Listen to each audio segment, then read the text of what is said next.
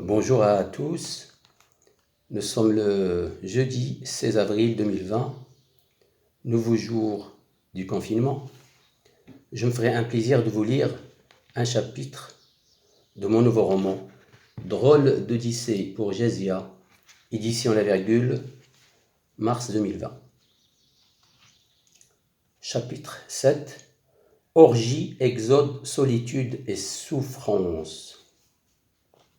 Grande comme 3 pommes, Irma aide son papa à écouler en toute clandestinité du tabac en détail dans les rues d'Izmir. Entre 2 fumeurs qui lui en achètent 2 américaines dans un caniveau contrôlé par la police, sa mémoire flâne si loin qu'il a du mal à en revenir. Son regard se fige sur le visage blême de son grand-père. L'homme arbore de vieux oripeaux et dévore le filtre blanc d'une clope syrienne collée à ses lèvres bleuâtres. En cette journée où la famille se résout, la mort dans l'âme, à mettre la clé sous la porte, Léiul est froid comme une pierre. Il n'a que sa clope bon marché pour se consoler. À chaque déflagration d'une bombe, il en grée une comme pour se rassurer que ses poumons continuent de pomper de l'air, un air pollué dans cet amas de ruines. Non seulement il refuse de quitter les murs crevassés de sa demeure, mais il tire en plus la gueule parce qu'il a le sentiment qu'on l'abandonne à son sort. Le cataclysme de 2011 lui avait enlevé son épouse, comme il avait jeté dans le chaos bien des peuples désarmés et quelques régimes jusque-là invincibles. Il n'aura connu de toute sa vie que sa cousine d'Alep. Il n'aura désormais plus droit à ses mains douces qui lui frictionnaient un corps décharné, affecté par le rhumatisme, ni à cette eau propre pour ses ablutions. Naguère, il pouvait compter sur un voisinage bienveillant. Plus maintenant. Pas un qui-vive à plusieurs dizaines de mètres à la ronde. Ses journées sont rythmées au fracas des bombes qui rend le silence et chassent les esprits égarés entre les ruines. Si la moitié de la population a péri sous les bombardements qui ont frappé de plein fouet le périmètre du quartier, l'autre moitié est partie à la hâte avant l'arrivée des troupes de Daesh. Les combattants fanatiques ont pris possession de quelques rares chaumières et édifices étatiques ou religieux restés debout.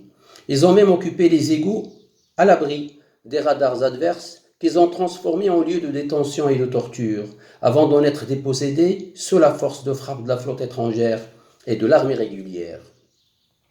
Américains et Russes et tous les coalisés réunis ont tué sans ménagement, commis d'abominables exactions, transformant le pays en porcherie.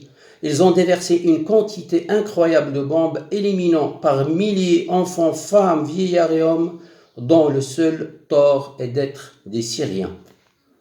Chez les forces aéroportées, qui appuient une artillerie terrestre et navale, la tension est portée à son comble. Nullement concernées par les querelles des puissants, ces populations subissent une colère noire. Et toutes finissent par se mordre les unes les autres. Comment la guerre finit par transformer les frères d'hier en redoutables ennemis. Sans la moindre crise de conscience, des Syriens tuent sauvagement d'autres Syriens parce que le sort a voulu qu'ils occupent des villes jugées hostiles au régime. Le verdict est alors sans équivoque, tout détruire sans ménagement. Alors chaque jour, on gaze des enfants, à peine debout sur leurs 2 pieds, des femmes enceintes jusqu'au cou, des familles entières désarmées dans cet enfer. Tout s'est effondré. Les écoles ont été rasées, les enseignants mobilisés ou mis derrière les verrous quand ils ne sont pas butés. Plus aucun espoir pour ces enfants qui grandissent dans l'ignorance et la misère. Ils ne savent plus sourire ni jouer. Et la seule distraction qu'ils sachent faire est d'imiter les soldats dans un champ de bataille. Et la seule distraction qu'ils sachent faire est d'imiter les soldats dans un champ de bataille. Tout le monde lutte pour une bouchée de pain. La survie, qui est désormais un combat quotidien. Bientôt, cette bouchée si nécessaire à la survie viendra à disparaître et l'eau à tarir. Après Berlin, la honte du monde s'appelle Alep. Firouz ad-Dimashqi et Jabir Aliwan, mère et père, se résolvent au terme d'une tumultueuse conversation à mettre un terme au calvaire. Ils décident d'en parler au reste de la horde familiale. Le sort de notre lignée ne tient qu'à un fil. Si Dieu nous a fait la grâce de nous épargner la vie, ça ne veut pas dire que nous en sommes à jamais préservés. Une bombe viendra raser tout ce qui reste et nous avec. Votre mère et moi avons méticuleusement étudié la question. Il est grand temps de partir. Nous avons trop attendu la fin de la guerre, rien n'indique qu'elle prendra fin de sitôt. Ces promesses d'accalmie ne sont que des balivernes. Ces promesses d'accalmie ne sont que des balivernes. Cette foutue guerre ne finira pas. À chaque fois qu'on éteint un feu, un autre se déclenche et brûle tout sur son passage. C'est à se tirer une balle dans la tête, on ne sait plus qui frappe qui et qui tue qui. En dehors des fossoyeurs qui font leur beurre, seuls les fabricants d'armes prospèrent. Nous, le peuple, on est condamnés à cette attente insupportable. Rester dans cet enfer est synonyme de suicide. On quitte ce soir, je ne veux aucune discussion, décrète Jabir Aliwan. Pour grand-père, la nouvelle tombe comme un coup près. Il grille une cigarette et écrase une larme. Il sait que, même s'il le voulait, il n'y aurait pas de place pour lui. La petite Irma qui s'occupait de lui après la disparition de grand-mère est désormais chargée du bébé. Sa sœur cadette n'entend pas aider la fratrie en quoi que ce soit et n'en a pas les capacités. Ensuite, grand-père est si lié à cette terre qu'il souhaiterait y être inhumé. Près de la défunte serait l'idéal. De toutes les manières, je n'en ai plus pour longtemps, se dit-il avec amertume. Ce soir, ils quittent Alep. Ils doivent se rendre à minuit, pétante à hauteur de Boustan el-Bacha, jardin du Pacha, à proximité de la grande mosquée, côté avenue Amro ibn al-As. Alors convenu, un passeur viendra en triporteur récupérer les futurs migrants. La famille Aliwan ne prendra que le nécessaire pour le voyage. Grand-père aura tous ses yeux pour pleurer. La traversée prend toute la nuit. Beaucoup d'argent circule entre les mains d'intermédiaires croisés sur la route. Les Aliwan ne se rendent même pas compte à quel moment ils franchissent le Rubicon pour se constituer clandestins au versant turc de la vallée dressée sur les frontières. Un statut dont ils se proclament désormais « Nous sommes des réfugiés ».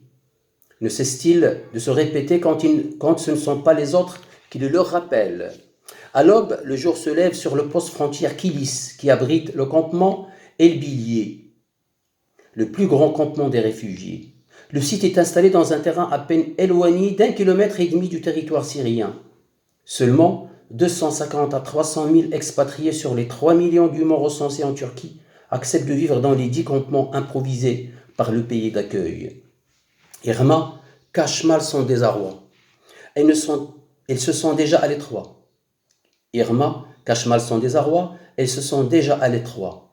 Étouffée par le nombre considérable de réfugiés désespérément parqués dans ce camp depuis des années, elle rumine. Des enfants déracinés naissent et grandissent dans ce réduit qui, malgré un semblant d'organisation, révèle une modeste condition humaine dans laquelle évolue la génération future. Les Aliwan refusent d'être une famille de trop à végéter dans un endroit qui ne réserve aucun avenir pour les petits. Ils le jugent juste bon pour des réfugiés sans attente, sans espoir, ou pour ceux qui rêvent de voir la guerre cesser un jour. Eux, ils rechargent leur batterie et repartent immédiatement à Izmir.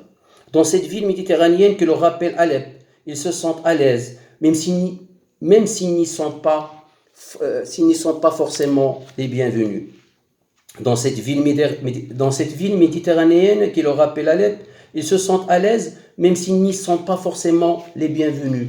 À mi-chemin entre Méditerranée et Mésopotamie, Alep a connu une grande histoire bien avant l'avènement de Jésus-Christ.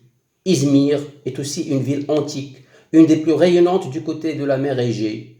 Malgré la bonne volonté qu'ils y mettent et les subtilités dont ils font usage pour tenter de se mêler aux commerçants locaux, ils ont du mal. Nous sommes des réfugiés. Cette condition s'impose à eux à chaque moment, mais ils doivent vivre. En attendant, ils font tout pour se faire accepter de la population locale. Fin du chapitre 7.